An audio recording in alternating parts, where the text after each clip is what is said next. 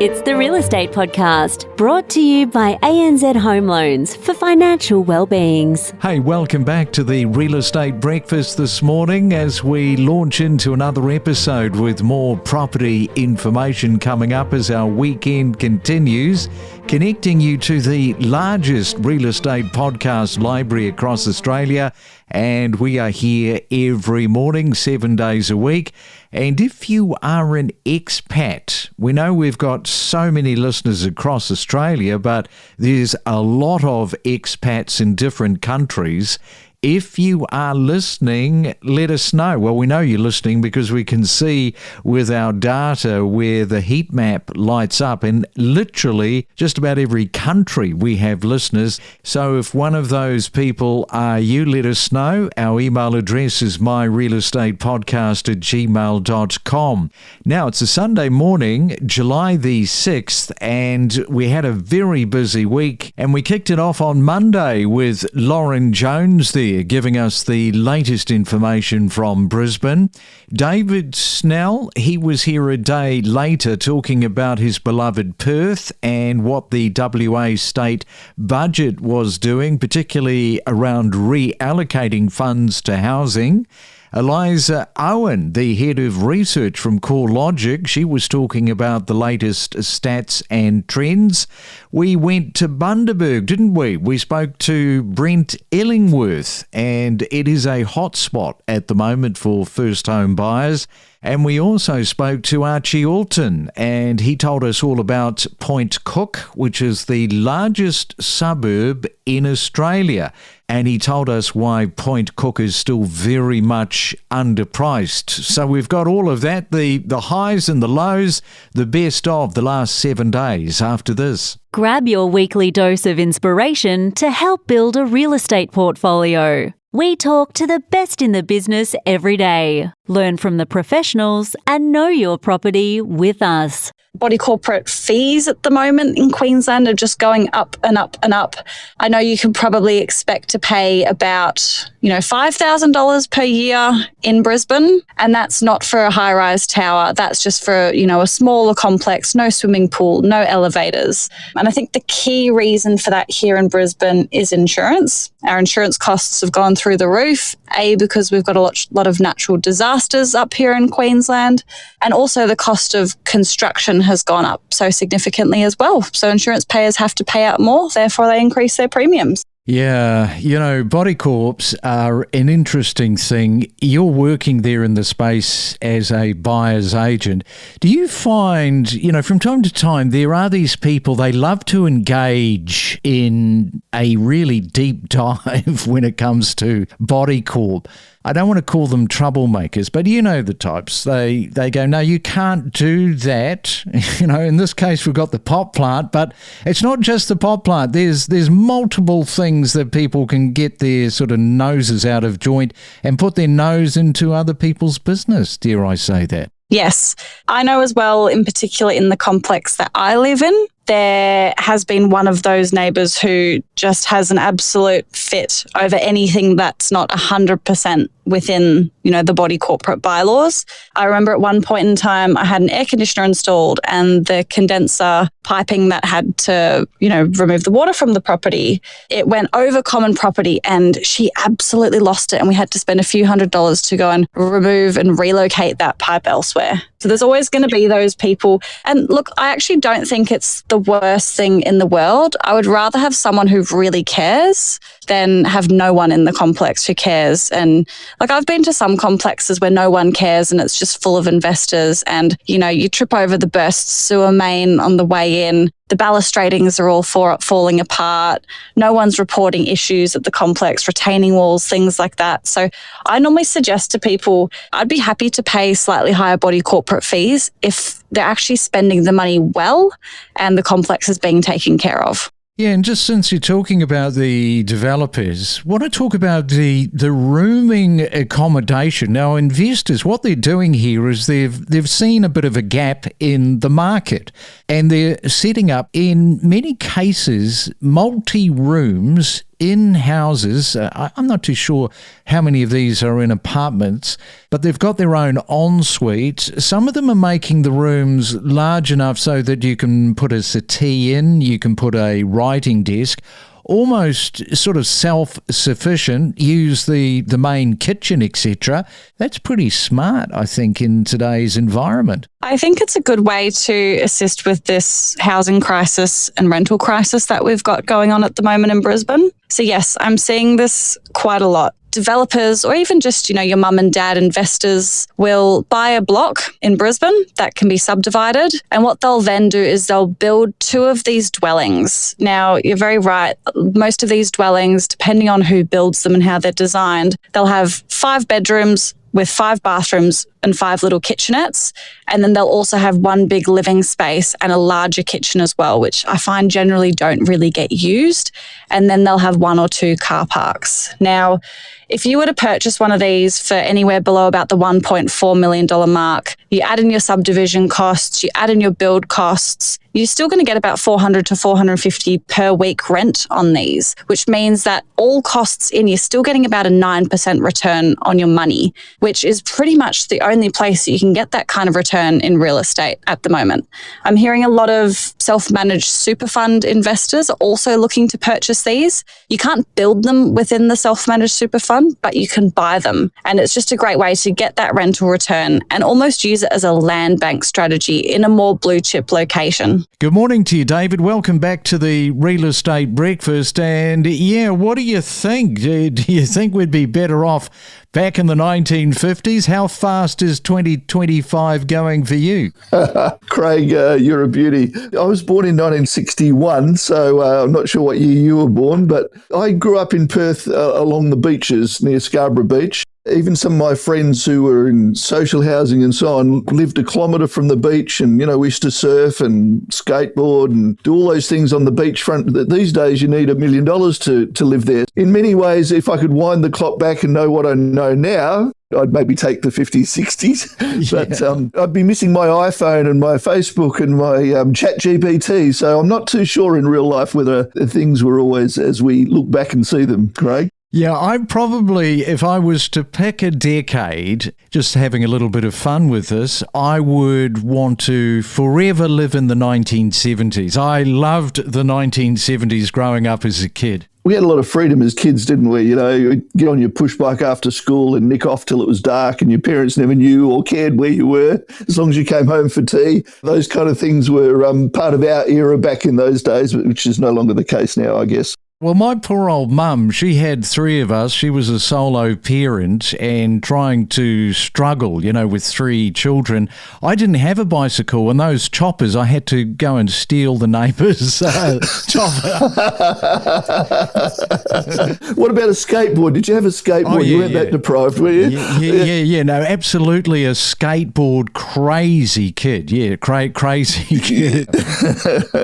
Yeah, and then just coming back to this Fraser Hotel last Thursday, a little bit of news around the sale of this. That's right. So they paid more than $100 million, the state government, for the former, what we know in Perth as the Fraser Suites, which is a luxury hotel, or was, for social and affordable housing. So it's a 19-storey tower, Craig. And their plan is to put Perth's, and I'm quoting the government now, Perth's poorest people into luxury accommodation that once cost honeymooners and executives $320 a night. And it's the most costly acquisition ever made under a state government spot purchase program. So up till now, they've been buying, and I've sold some to the state government, they would buy 1 unit per complex. They didn't want to have more than 1 in the complexes, so they would buy spot units, which they then would put in their social housing program. But in this case, they've decided to allocate half the apartments. This is at 10 Adelaide Terrace, for those that know Perth, so right in the heart of the city. And it will be leased as affordable housing for low-paid workers, and the remainder will be rented to social housing tenants who are drawn from a wait list. And get this, there's 22,000 applicant households here in Perth. That's why there's been enormous pressure on the rental market here in Perth, and the vacancy rate got as low as 0.7%, which has never been in the history of recorded real estate here in Perth. So that's been over the last 24 months, it's been that low. So the state government's really been forced to do something. And obviously, we've had a great share of royalties here, and the budget's enabled them to allocate that. That is part of what they call the rent relief program to support tenants in hardship. It's also, they've allocated $75 million to build to rent kickstart fund, which is that micro apartments you're also referring to, Craig. And despite renewed momentum, housing turnover remains below average at 4.9%, you guys have reported, and advertised listings are down nearly 17% from the 5-year average. Yeah, that's right. So basically what we've got is a housing market where values are higher, but the actual act of buying and selling property is lower than usual. And the reason we think that is because of some of the recent economic and geopolitical events weighing on confidence. And so people are just kind of holding back from the market, waiting before they jump in and make big decisions around buying and selling homes. There was also the fact that turnover was just so high in 2021 when interest rates were at a record low that probably brought forward a lot of buying and selling activity a few years back, and not as many people need to transact at the moment. And talking of transacting, regional markets still outpaced capitals quarterly, but growth momentum is shifting back to major cities, which you guys have also talked about. Yeah, this is really interesting. So over the start of the year, we've basically seen a bit of an outperformance in regional Australia. In the June quarter, regional home values were up 1.6% compared to 1.4% in the capital cities, which we put down to things like more affordability in regional Australia and stronger internal migration trends. So less people leaving the regions, more people going to the regions on average. But over the past couple of months, including the month of June, we've seen that the capital cities have actually outpaced again. So they've kind of retaken their advantage, if you like. So capital's up 0.6% in the month compared to 0.5% in regionals. And it could be that as we move forward in the course of the year, the capital city market could actually start rising more quickly.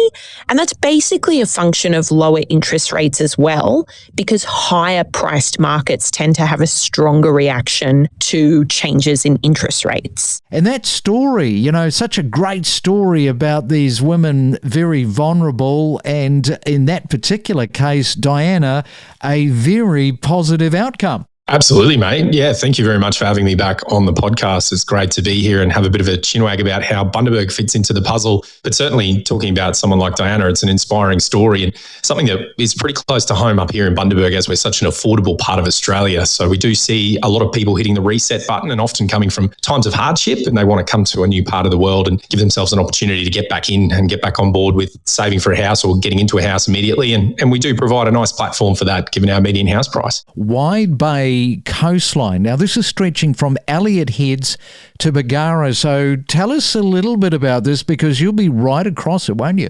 Absolutely. Yeah, it's super exciting. Our coastline has been relatively underdeveloped for a long, long time. And I suppose that was part of its charm, particularly to locals. You could whip out there and drop a line just about anywhere and have a fish, and you wouldn't even interrupt anyone. You'd barely see anyone. But that leads into the fact that there was clearly a lot of underutilised land. And when you talk about affordability and coming this far north of Brisbane, it's getting more attainable to get down to Brisbane and back for a day trip. So driving from Bundaberg to Brisbane now is 3.5 hours approximately, thanks to that Gympie bypass. So our mayor's tried to capitalise on that and free up some land. So when people do travel in this direction, or locals want to invest in this direction, we certainly can look out to our coastline and see that there's a lot more land available. That particular stretch was dominated by sugarcane once upon a time, and our agriculture industries have diversified over the years to sweet potatoes, to macadamias and all those sorts of things.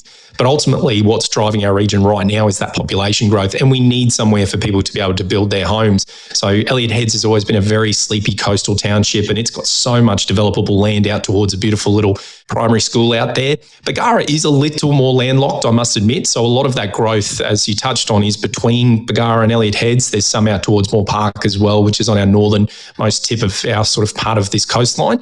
But particularly that Innes Park, Coral Cove, Elliott Heads, those areas are places that people will start to know as common household names. It's pretty much been Bargara dominating that side of things over the years, but I think those other three suburbs I've just touched on with the growth they've got planned and our Mayor, Helen Blackburn, being so proactive with opening up some of that land for development, it's only boding well for further growth in our region. Now, we want to talk about Point Cook that you represent there in Melbourne. It is a thriving suburb located 22 k's southwest of Melbourne CBD within the city of Wyndham. And the population, this I didn't know, 66,000 people there, making it the most populated suburb in Australia, Archie. If you didn't know those numbers and you came into Point Cook, you'd think it's just like every other suburb around metropolitan Melbourne. It definitely doesn't feel like it. Yes, we've had traffic congestion issues in the past, but they've done a lot, the council and Vic Roads, to duplicate and widen the roads coming in and out of Point Cook. So it's definitely helped over the last few years. Now, you have worked through previous boom-bust cycles for over 21 years in the Melbourne real estate market. I want to ask you, what makes the current surge in Point Cook particularly different from past cycles? Yeah, well, I think what's happening in Point Cook, and it probably goes for most parts of Melbourne, is it's different from past surges because it's not driven just by emotion or speculation. It's driven by fundamentals. In past booms, we've seen rapid investor speculation, obviously loose lending and government stimulus overheating the market. Yes, we have a little bit of that in this market as well, but there's organic demand. So that comes from population growth at record highs. And Melbourne's leading the way. Interest rates are obviously coming down, like we touched on before, bridging the gap between rental repayments and mortgage repayments. So it's increasing borrowing power and allowing more buyers to get into the market. And housing supply is at historical lows. That's the difference that we're seeing today. And people are genuinely also needing homes rather than just buying homes to flip or do anything like that. So we're seeing families and first home buyers wanting to get into the market so they've got, I guess, a roof over their head and long-term security. We connect you to the best real estate information across Australia. The Real Estate Podcast.